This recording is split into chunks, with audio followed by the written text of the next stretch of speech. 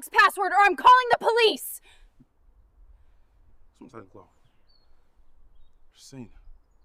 She wasn't just being annoying, she was desperate. She needed access to Netflix not for casual viewing, but to circumvent her ban from the service. And she was willing to resort to increasingly outlandish tactics to get it. The revelation was both unsettling and infuriating. To think that she had jeopardized my safety and wasted police resources, all because of her own selfish desire to watch streaming shows without paying, was beyond the pale. The truth ignited a righteous indignation. Within me, a burning desire to expose her lies and hold her accountable for her actions. I wanted to protect not just myself, but everyone else in the building from her manipulative behavior. The final piece of the puzzle fell into place when I stumbled across an online forum dedicated to former StreamNow employees. Amidst the disgruntled rants and inside jokes, I found a thread discussing Karen Belmont. One commenter claimed that she was permanently banned from Netflix itself for repeated violations of their terms of service, including sharing passwords and attempting to bypass regional restrictions. That was it, the ultimate irony. The woman harassing me for my Netflix password was herself barred from the very service she coveted. It was a perfect storm of entitlement, hypocrisy, and sheer desperation. Armed with the truth, I knew I couldn't simply ignore Karen's behavior any longer. I had to fight back, to expose her lies and protect myself and my neighbors from her increasingly erratic actions. But I also knew that a direct confrontation would only escalate the situation.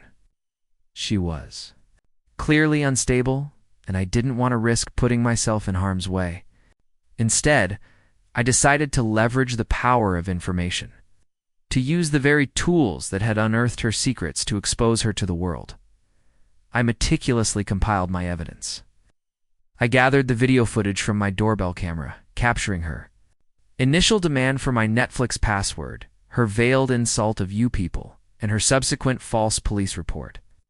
I compiled the pizza receipts, highlighting the delivery addresses and the corresponding names. I screenshotted her LinkedIn profile, focusing on her past employment at StreamNow and the conspicuous absence of any details surrounding her departure, and I carefully crafted a single post, concise and compelling narrative that laid bare her lies and exposed her desperate attempt to gain access to my Netflix account. I uploaded the video, attached the receipts, included the profile screenshots, and hit post. Then I waited. The initial response was slow, a trickle of likes and shares from friends and acquaintances. But within hours, the post began to gain momentum. It spread like wildfire across social media platforms, fueled by the collective outrage at Karen's behavior and the irresistible allure of a good old-fashioned internet shaming. Within 3 hours, she was trending. Hashtag Karen Michelle Belmont became a trending hashtag, a digital scarlet letter emblazoned on her online reputation. People commented from every corner of the internet, expressing their shock, disgust, and amusement at her audacity. Former StreamNow employees chimed in, sharing their own anecdotes about her problematic behavior and confirming the details of her termination and subsequent ban. One former supervisor even claimed that she had once accessed over 200 user accounts without authorization, and was subsequently sued for damages. The post quickly went viral, reaching millions of people across the globe. News outlets picked up the story, amplifying the reach of my exposé and further tarnishing Karen's reputation. Her Facebook and LinkedIn profiles were flooded with negative comments, forcing her to lock down her accounts and retreat further into the digital shadows. The internet had spoken, and its verdict was clear. Karen Michelle Belmont was guilty of harassment, slander, and an egregious abuse of power. The online shaming was intense, but it felt justified.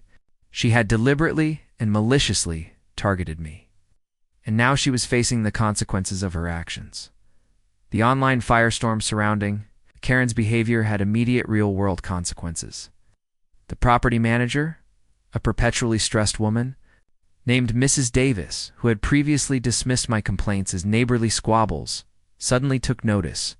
Faced with mounting complaints from other residents and the glaring spotlight of national media attention, she had no choice but to take action. The next day, a notice of eviction was taped to Karen's door. The eviction notice cited harassment, slander, making false emergency calls, and creating a disturbance that disrupted the peace and quiet of the apartment complex. It was a comprehensive list of her offenses, a testament to the extent of her misdeeds. Watching the movers pack up her belongings was strangely anticlimactic. The grand finale I had envisioned, a dramatic confrontation with Karen, never materialized. Instead, she emerged from her apartment, looking haggard and defeated, her perfectly coiffed hair slightly askew, her designer handbag looking strangely out of place amidst the cardboard boxes and rumpled furniture. Peaches, her perpetually anxious Pomeranian, cowered in a suitcase, its tiny body trembling with fear. As she passed by my apartment, she glared at me with a venomous intensity, her eyes burning with rage and resentment. "You'll regret this," she screamed, her voice cracking with emotion. I didn't flinch. I stood my ground, meeting her gaze with a calm and unwavering defiance. I knew I had done the right thing, not just for myself, but for everyone else who had been subjected to her manipulative and harassing behavior. I had exposed her lies, held her accountable for her actions, and restored peace and tranquility. To the apartment complex, the feeling of vindication was intoxicating, a heady mix of relief, satisfaction, and a quiet sense of triumph. As the moving truck rumbled away, carrying Karen and her barking dog into the unknown, a sense of calm washed over me.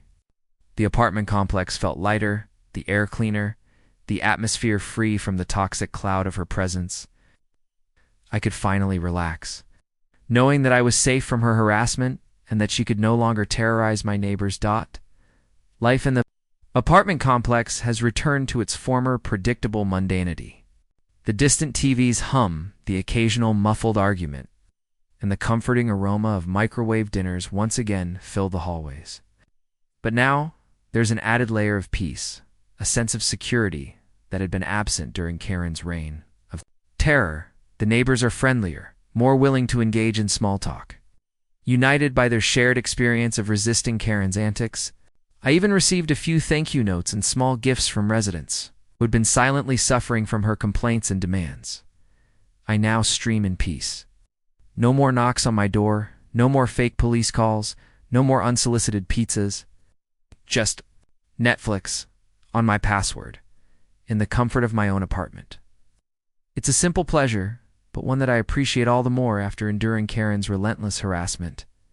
And the best part? My Wi-Fi network. I renamed it Karen_blocked_ from streaming.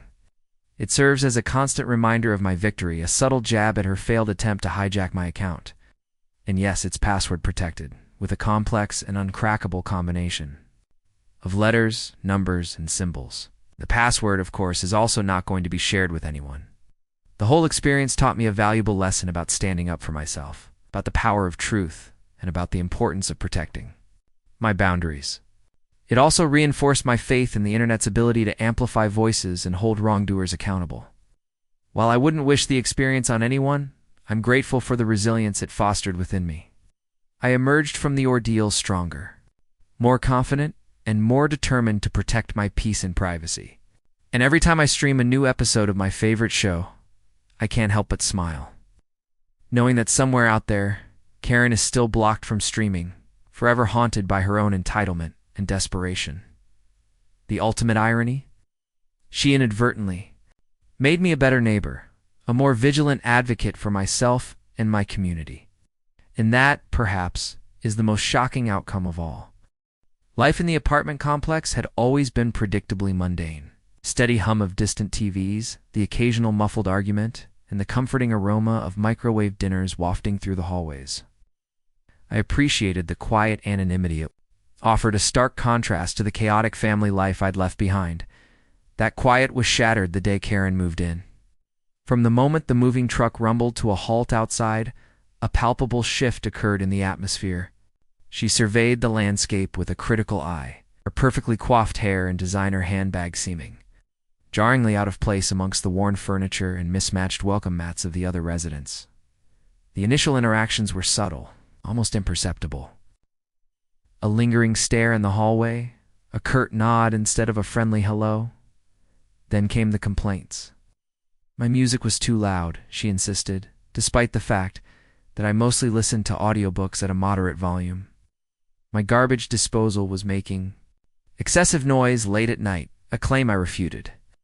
Given that I rarely cooked elaborate meals and diligently emptied the sink strainer, and the infamous Amazon package incident, I received a frantic, accusatory knock on my door. Karen red-faced and demanding to know if I had mistakenly taken her delivery of essential oils and therapeutic crystals. I calmly informed her that I hadn't received any packages that weren't mine, and suggested she check with the front office, or perhaps even her own mailbox. An hour later, I received a mumbled, less than sincere apology when she discovered the missing package nestled snugly between her junk mail and subscription magazines. These incidents were irritating. Yes, I brushed them off as the quirks of a new resident adjusting to her surroundings. I tried to be understanding. Spoofing is stressful, and sometimes people lash out. However, the requests for my Netflix password marked a turning point. It was a brazen invasion of privacy, a demand cloaked in a thin veneer of neighborly conviviality. The audacity of it stunned me silent for a moment. Who walks up to a stranger and outright asks for access to their personal accounts? The world of streaming services is a personal space. It holds your watch history, your viewing preferences, and your carefully curated watch lists. Sharing that with someone is akin to handing them the keys to your digital diary. Her entitlement was off-putting, her lack of awareness even more so. When I refused politely but firmly, her reaction was telling. The mask of pleasant neighbors slipped, revealing a glimpse of the entitled, demanding individual lurking beneath the surface. "Wow, you people are always so stingy," she'd hissed, the "you people" hanging in the air like a noxious fume. I was left wondering what exactly she meant by that loaded phrase. What preconceived notions or biases fueled her perception of me and my supposed stinginess? The door slammed shut, but the unsettling feeling lingered long after she was gone. That night, I double-checked my account settings, changed my password, and made a mental note to be more cautious. I hoped that would be the end of it, a bizarre interaction quickly forgotten. The note the next morning, however, proved just how wrong I was. The note was taped to my door with a flourish, the edges meticulously creased, as if she'd prepared it with the same precision she likely used to apply her makeup each morning. The stark white of the paper against the dark wood amplified its accusatory message. Your refusal to share Netflix is discrimination. Consider this your final warning. It was so over the top, so utterly ridiculous, that my initial reaction was laughter. I couldn't help it. The sheer absurdity of the claim, the melodramatic pronouncement of a final warning, struck me as almost comical. I mean, discrimination? Based on what? Refusal to share a streaming service password? Was laughable. I took a picture of the note, framed it artfully against the backdrop of my welcome mat, and posted it online. The internet, predictably, exploded. Comment after comment poured in, ranging from incredulous disbelief to gleeful mockery. People shared their own Karen encounters, traded stories of similar displays of entitlement, and offered a symphony of witty retorts I could have used in the moment. It became a viral sensation, a fleeting moment of internet fame fueled by the collective outrage at Karen's bizarre behavior. I basked in the glow of the internet's amusement, momentarily forgetting the underlying unease that her actions had stirred within me. The momentary amusement, however, quickly evaporated when the police officers arrived. 2 uniformed officers standing on my doorstep, their faces grim and professional, were a stark reminder that Karen's antics had escalated beyond mere annoyance. The accusation of a domestic disturbance, the claim that I was screaming, smashing things, and threatening a neighbor was a malicious fabrication. It's a deliberate attempt to weaponize the police force against me. Letting them into my apartment felt like a violation, an intrusion into my personal space fueled by a lie. The officers, thankfully, were observant enough to see through the charade. My apartment was clean, organized, and filled with the comforting scent of leftover takeout and the faint sounds of Stranger Things. They clearly recognized the signs of a frivolous call, the telltale signs of a neighborly dispute gone awry. One of them even offered a knowing glance and a muttered, "Let me guess, upstairs neighbor?" It was a small comfort, a validation. that I wasn't imagining things. That Karen's behavior was indeed out of line. The police leaving didn't mean the end of the nightmare, though. It only fueled Karen to do more. Over the next 48 hours, I was bombarded with harassment. The noise complaints piled up like unwanted mail, each one more ludicrous than the last. Apparently, my breathing was too loud at 3 a.m. My refrigerator emitted a disruptive hum, and my footsteps resembled a herd of elephants stampeding across the floor. The fake maintenance request, claiming a water leak in my bathroom, was a particularly brazen attempt to gain access to my apartment. Then came the pizzas. 6 pizzas, each from a different local pizzeria, all arriving within a 2-hour window. Pepperoni, veggie, meat lovers, and even a pineapple-laden monstrosity that seemed designed to offend my culinary sensibilities. It was a culinary assault, a cheesy, greasy testament to Karen's escalating campaign of harassment. Each pizza came with a receipt bearing my name and apartment number, clear indication of her involvement. The constant barrage of harassment was exhausting. The anxiety of waiting for the next prank, the frustration of dealing with false accusations, and the sheer absurdity of the situation were taking their toll. I realized I couldn't simply ignore her anymore. I knew I needed to take action, to understand what was driving her bizarre behavior, and find a way to put an end to it. I decided to do some digging. I started with the building directory, Karen Michelle Belmont. Simple name, but it was enough to begin my investigation. Google became my ally, and within minutes, I had unearthed a treasure trove of information about Karen. Her Facebook profile was a carefully curated collection of travel photos, inspirational quotes, and pictures of Peaches, her perpetually anxious-looking Pomeranian. Her LinkedIn profile, however, offered a far more revealing glimpse into her past. It listed her work history, including her previous employment at a prominent streaming service. But there was a gap, a 2-year void that stood out like a missing puzzle piece. The details surrounding her departure were conspicuously absent, replaced by vague phrases like seeking new opportunities and career transition. Intrigued, I delved deeper. I searched for news articles, court records, anything that might shed light on the missing piece of her professional history. And then I found it. Single, sparsely worded article from a local news website detailing a lawsuit against Karen Michelle Belmont, a former tech support employee at StreamNow, for allegedly leaking account passwords and violating user privacy. The article mentioned a settlement, a confidentiality agreement, and a subsequent ban on Belmont holding any future tech support roles. The pieces clicked into place. Her obsession with Netflix, her demand for my password, her bizarre discrimination. Claim it all made sense.